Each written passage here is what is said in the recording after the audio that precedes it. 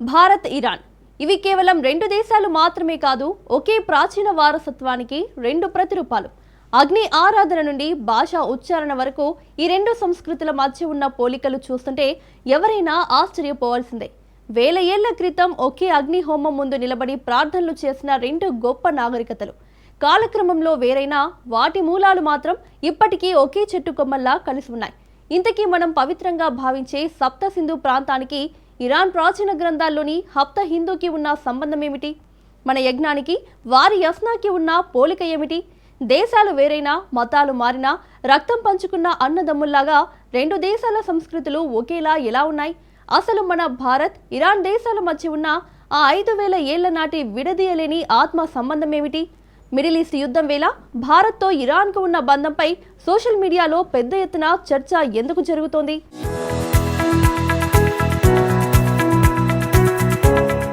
ఒకే దేవతలను పూజించిన విశ్వాసాలు.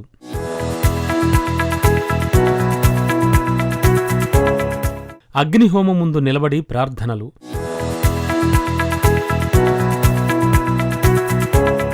4000 ఏళ్ల ఇండియా, ఇరాన్ చరిత్ర.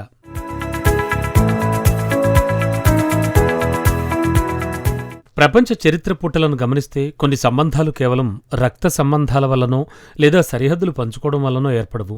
కొన్ని బంధాలు అంతకంటే లోతైనవి. అవి సంస్కృతి, భాష, ఒకే విధమైన జీవనశైలి నుంచి పుట్టుకొస్తాయి.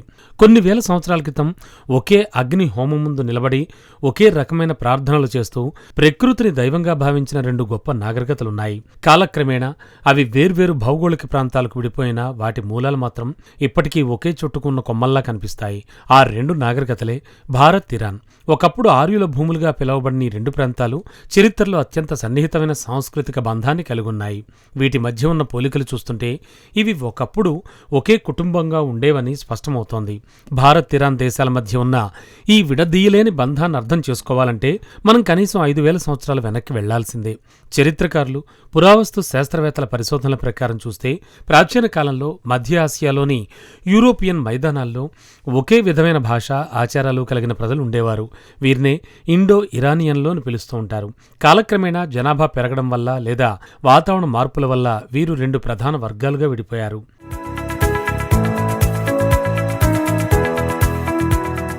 ఒక వర్గం పశ్చిమ దిశగా ప్రయాణించి పర్షియన్ పీఠభూమికి చేరుకున్నారు. వారే నేటి ఇరాన్ నాగరికతకు పునాది వేశారు.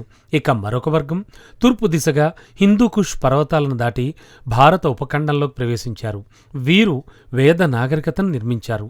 ఈ విడిపోవడం అనేది కేవలం భౌగోళికమైందే కానీ వారి ఆలోచనల్లోనూ ఆచారాల్లోనూ అపారమైన సామ్యం ఉండిపోయింది. ఈ రెండు సంస్కృతుల్లోనూ అత్యంత పవిత్రమైంది, ప్రాముఖ్యత కలిగినది అగ్ని ఆరాధన. హిందూ ధర్మంలో అగ్నిని దేవుడికి, మనిషికి మధ్య ఉన్నటువంటి సంధానకర్తగా భావిస్తూ ఉంటారు. ఏ శుభకార్యం జరిగినా అగ్ని సాక్షిగా హోమాలు, యజ్ఞాలు చేయడం మన ఆచారం. సరిగ్గా ఇదే సంప్రదాయం ఇరాన్లోని జొరాస్ట్రియన్ మతంలో కూడా కనిపిస్తుంది. జొరాస్ట్రియన్ మతస్థులు అగ్నిని పవిత్రతకు చిహ్నంగా భావిస్తారు. వారి ప్రార్థనా మందిరాలను ఇప్పటికీ ఫైర్ టెంపుల్స్ అని పిలుస్తూ ఉంటారు. భారతీయ వేదాల్లో యజ్ఞం అనే పదం ఎంత ప్రాముఖ్యత కలిగిందో జొరాస్ట్రియన్ పవిత్ర గ్రంథమైన అవెస్టాలో యస్నా అనే పదం అంతే ప్రాముఖ్యతను కలిగి ఉంది. ఈ రెండు పదాలు ఒకే ధాతువు నుంచి పుట్టడం గమనార్హం. అంటే వేల ఏళ్ల క్రితం మన పూర్వీకులు ఒకే రకమైన ఆధ్యాత్మిక మార్గాన్ని అనుసరించారని ఇది నిరూపిస్తోంది. దేవతల పేర్లు, వారి స్వభావాల విషయంలో కూడా ఈ రెండు నాగరికతల మధ్య ఆశ్చర్యకరమైన పోలికలున్నాయి.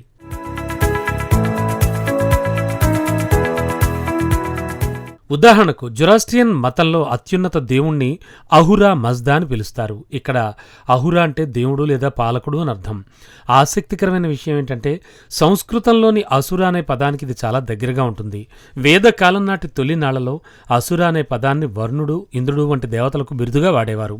అయితే కాలక్రమంలో భారతదేశంలో అసుర అంటే రాక్షసుడు అనే అర్థం స్థిరపడగా ఇరాన్లో మాత్రం అది దైవత్వానికి చిహ్నంగా భావిస్తూ ఉంటారు. అలాగే ఉండిపోయింది కూడా. అలాగే మిత్ర అనే దేవత రెండు సంస్కృతుల్లోనూ కనిపిస్తుంది. భారతీయ మిత్రుణ్ణి సూర్యుని రూపంగా పూజిస్తే పర్షియన్స్ కూడా మిత్రాను వెలుగుకు, సత్యానికి దేవతగా ఆరాధించేవారు. వాయువు, జలదేవతలు మరియు సోమరసం వంటి అనేక అంశాలు రెండు వైపులా సమానంగా కనిపిస్తాయి.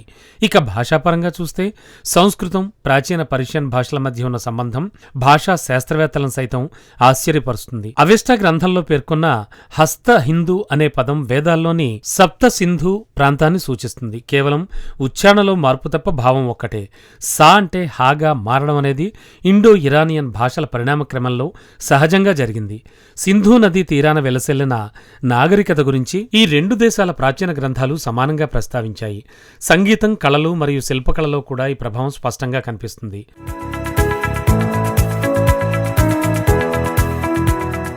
చరిత్ర గమనంలో ఇరాన్ దేశం అనేక మలుపులు తిరిగింది. సైరస్ ద గ్రేట్ స్థాపించిన అకేమెనిడ్ సామ్రాజ్యం కాలంలో జెరోస్ట్రియన్ మతం ప్రపంచవ్యాప్తంగా గుర్తింపు పొందింది. అప్పట్లో పర్షియన్ సామ్రాజ్యం గ్రీస్ సరిహద్దుల నుండి భారత్లోని సింధు నది వరకు విస్తరించి ఉండేది. ఆ కాలంలో భారత్, పర్షియా మధ్య విజ్ఞాన మార్పిడి విరవిగా జరిగింది. అయితే 7వ శతాబ్దంలో జరిగిన అరబ్ దండయాత్రల వల్ల ఇరాన్ రాజకీయ, మతపరమైన పరిస్థితులు మారిపోయాయి. అప్పటి వరకు జెరాస్ట్రియన్ మతాన్ని అనుసరించిన వారు తమ సంస్కృతిని కాపాడుకోవడానికి ఇతర ప్రాంతాలకు వెళ్లాల్సి వచ్చింది. అలా వలస వచ్చిన ఒక సమూహం భారతదేశానికి చేరుకుంది. భారతీయ రాజులు వారికి ఆశ్రయం కల్పించారు. వారే నేటి పార్సీలు. వీళ్లు సంఖ్యాపరంగా చాలా తక్కువ మంది ఉన్నప్పటికీ భారత అభివృద్ధిలో వారు పోషించిన పాత్ర అద్భుతం. పారిశ్రామిక దిగ్గజాలైన టాటా కుటుంబం, గోద్రెజ్, వాడియా వంటి వారు భారతదేశ ఆర్థిక వ్యవస్థను బలోపేతం చేశారు. దేశ రక్షణలో ఫీల్డ్ మార్షల్ శామ్ మానెక్షా వంటి వీరులు అందించిన సేవలు మరువలేనివి.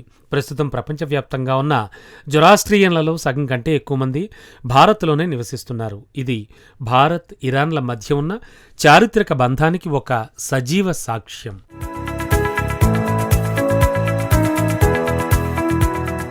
నేడు ఇరాన్ ఒక ఇస్లామిక్ దేశంగా మారినప్పటికీ అక్కడి ప్రజలు తమ ప్రాచీన పర్షియన్ మూలాలను ఇప్పటికీ గౌరవిస్తారు. వారి నూతన సంవత్సర పండుగైన నౌరోజ్ అనేది వసంతకాలం రాకను సూచిస్తుంది. ఇది మన ఉగాది పండుగను పోలి ఉంటుంది. పెర్సెపోలిస్ వంటి పురాతన కట్టడాలు ఇప్పటికీ పర్షియన్ సామ్రాజ్య వైభవాన్ని చాటి చెబుతున్నాయి. సిల్క్ రూట్ లేదా పట్టు మార్గం ద్వారా ప్రాచీన కాలంలోనే భారత్, ఇరాన్ మధ్య వర్తక వాణిజ్యాలు జరిగాయి. కేవలం వస్తువులే కాకుండా గణితం, తత్వశాస్త్రం, వైద్య విజ్ఞానం ఒక దేశం నుంచి మరో దేశానికి ప్రవహించాయి. భారతదేశానికి చెందిన పంచతంత్ర కథలు పర్షియన్ భాషలోకి అనువదించబడ్డం ద్వారానే అవి యూరోపు, ప్రపంచంలోని ఇతర దేశాలకు చేరుకున్నాయి.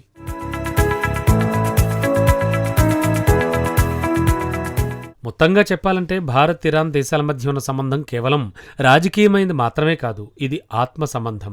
వేల ఏళ్ల క్రితం విడిపోయిన అన్నదమ్ములు మళ్లీ కలిసినట్లుగా ఈ రెండు నాగరికతలు చరిత్రలో ఎప్పుడూ ఒకదానికొకటి తోడుగా ఉంటూ వచ్చాయి. భాషలు మారొచ్చు, మతాలు మారొచ్చు, సరిహద్దులు పెరగచ్చు, కానీ మన రక్తంలో, సంస్కృతిలో దాగి ఉన్న ఆ ప్రాచీన పోలికలు ఎప్పటికీ చెరిగిపోవు. గతాన్ని మనం ఎంతగా అధ్యయనం చేస్తే మన మూలాలు ఎంతో లోతుగా కలిసి ఉన్నాయో అనేది స్పష్టంగా అర్థమవుతుంది. ఈ సుదీర్ఘ ప్రయాణంలో భారత్, ఇరాన్ దేశాలు ఒకే వారసత్వానికి, ఒకే సాంస్కృతిక వ్యవహారానికి వారసులుగా నిలిచిపోయాయి.